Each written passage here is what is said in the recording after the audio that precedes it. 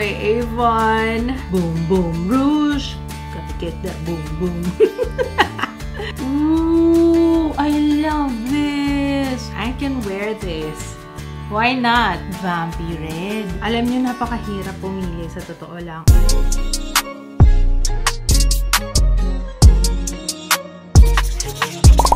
Exciting tong video natin today! Hello everyone! Welcome back sa ating channel na Miss Ko. Alam niyo, feeling ko isa sa mga nagpapa-excite talaga sa akin pag gumagawa ko ng content, pag gumagawa ko ng video. Yung swatches! Favorite ko talaga to! Let's swatch the Ultra Color Matte Lipsticks ng Avon! Okay, ito na lahat. Opo.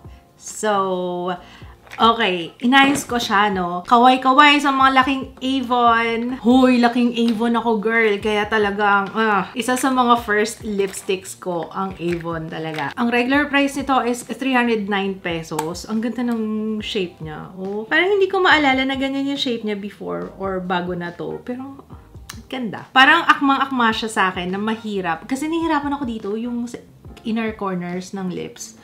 Ayan, hindi to. Ang hirap niya, nahihirapan ako dyan. Kaya perfect yan, patulis. Ultra rich, ultra satisfying, ultra comfortable. Ito daw ay may ultra color HD pigment technology, bursting with 25% more pigment for richer color impact. In one swipe lang ha. Sige nga, one swipe lang daw. Wow, that's the pigment. Mahirap lang dito kasi may buto-buto ako, no? Sige, pababa natin. One swipe lang daw. Ooh, yes. Kaya siya ultra satisfying kasi kung ano yung makikita mo doon na kulay sa pinaka-lipstick, yan ang magiging kulay sa lips. Yan ang claims nila, 25% more pigment. It is infused with avocado, sesame oils, and vitamin E daw. So, very hydrating yan dapat sa lips natin. Okay, let's swatch muna dito sa aking hand. This one is BFF Nude. Ayan siya. Isang swipe lang yan. Ay, ang ganda ng kulay nito. Yeah. Sabi ko sa inyo, ang ganda ng tip ng lipstick eh. Pagkapatulis talaga, bet na bet ko yan. Ang ganda ng kulay nito. Ito yung perfect na pinkish nude sa akin. Ang ganda! Uy, Avon. This is really nice. Ang ganda ng kulay at saka ang ganda ng lapat sa labi.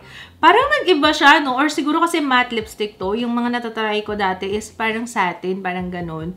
But this one, ang ganda ng lapat sa labi. You wanna see up close? Sige. Tingnan niyo, napakaganda po ng lapat sa labi. And the shade ha, so far, kasama sa favorite ko na kagad na kulay. Ang ganda! BFF Nude. Okay, next shade, Mauve Matters. Ooh! Nice. This one is Cool Tone Pink. Yung nagbabalat sa labi ko, hindi niya na-emphasize. Ang ganda pa rin niya. Kahit na this is matte, pero very hydrating. Next shade is Coffee Date. Ang ganda ng kulay. Coffee Date. Next shade is Marvelous Mocha. Sa mga magtatanong, ang amoy pala niya, wala. Hindi ko maamoy. Wala siyang scent, in short. Amoy lipstick, pero almost amoy clay. Pero ganun lang. Ganun lang. Normal amoy ng lipstick. Mas gusto ko yung ganito kaysa yung sobrang scented. Okay, so ayan si Marvelous Mocha. Next one is Boom Boom Rouge. Gotta get that boom boom. Sorry hirap ako dito kasi may buto. Okay, ayan siya.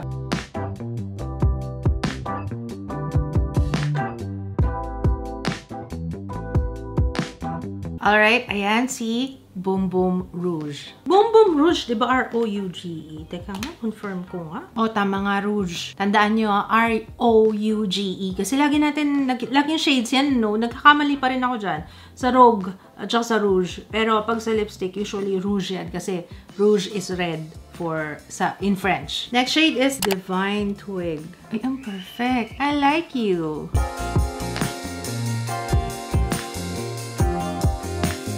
Divine Twig.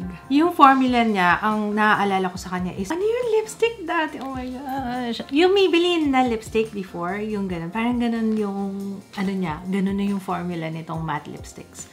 Pero maganda ha, maganda kasi favorite ko rin yun. Next one is Rosy Chic. Hey, gusto ko to.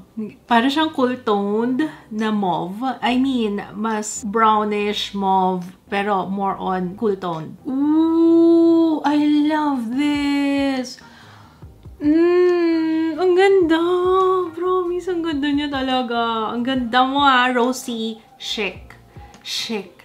Chic, no? C-H-I-C is chic. Sorry na, naboboplox minsan. Next shade is Splendidly Fuchsia. Oh, very pink. Let's see.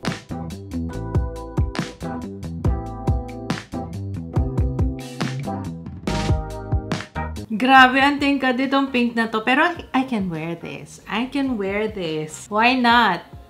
Dati hindi ako mahilig sa mga ganitong color, pero girl, feeling ko nandun ako sa edad na yan. Next shade is Power Pink. Uy, hindi pa pala Power Pink yung kanina. Parang eto, mas power ba to? Ah, mas light. Medyo may pagka-peach to, ng kante.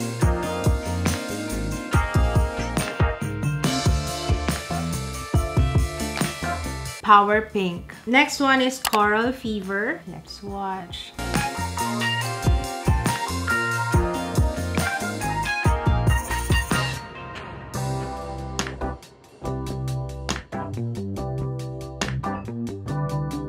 Coral Fever. Ruby Kiss. Very common to for me. Oo. Neutral to na red. Ako, ang palatandaan ko dyan sa pag-check kung anong undertone ng red.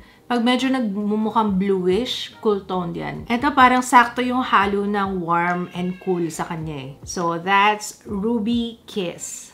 Pero honestly, ang dami ko ng ganitong shade. But, yan, if ever naghahanap kayo ganitong kulay, ganitong red, ganitong pagka-red, ayan. This one is neutral. Ulitin ko, neutral to, definitely. Roseberry Red. Let's see.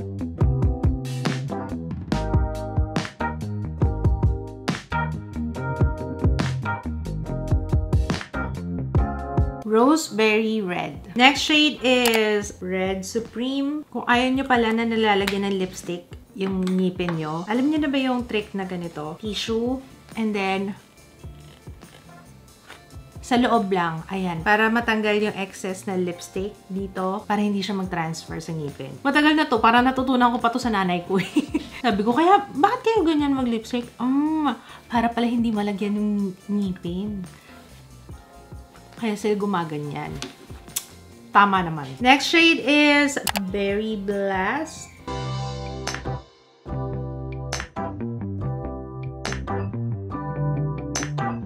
Ang ganda ng kulay.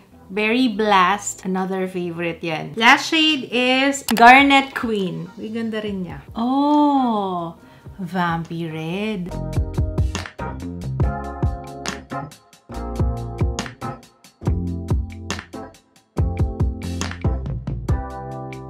Garnet Queen. Diyos mio, ito na! Maghanap na tayo ng mga favorite shades natin. Alam nyo, napakahirap pumili sa totoo lang. Okay. So, itong first 5 shades, pasado sa akin talaga yan lahat. We have BFF Nude, Mauve Matters, Coffee Date, Marvelous Mocha, Boom Boom Rouge. Also, si Ruby Kiss. I also like Rosy Chic. Probably Rosy Chic. Actually, yan ang susuotin natin ngayon, si Rosy Chic. Alam niyo, isa pang gustong-gusto ko sa kanya, it doesn't suck my lips dry. Kasi nga meron siya avocado, vitamin E, and sesame oils. Ang ganda ng quality niya, promise. Alam niyo kung i-compare ko before, mas maganda ang blendability nito sa labi. Mas madali siyang i-blend, mas smooth, and ang ganda ng pagka-matte niya. I love matte lipsticks, and this, pasadong-pasado to sa akin. And plus points talaga na wala siyang scent. Ang ganda ni Rosy Chic! Wala na akong masasabi. Ganda ni Rosy Chic. Those are my favorite shades. What are yours? Ano yung mga napili nyo? Please comment down below. Gusto kong malaman. Links ng mga products na ginamit ko on my face. And links, of course, itong Avon nasa Watsons na rin ha, at SM Store. Kaya gora na kayo kung gusto nyo mag-swatch in person. So, ayun lang. Thank you so much for watching. Sana nagustuhan niyo itong video na to. Wala na akong masyadong i-share pa dito tungkol sa lipstick kasi, like I said, ganito yung mga bet ko na lipstick. Lalo na yung pinaka-tip niya. Ang ganda ng tip. Kaya, it's definitely a yes sa akin. So, kayo na lang bahala kung anong shade yung gusto nyo. But for me, number 1 ko to, si Rosy Chic. Ang ganda, no?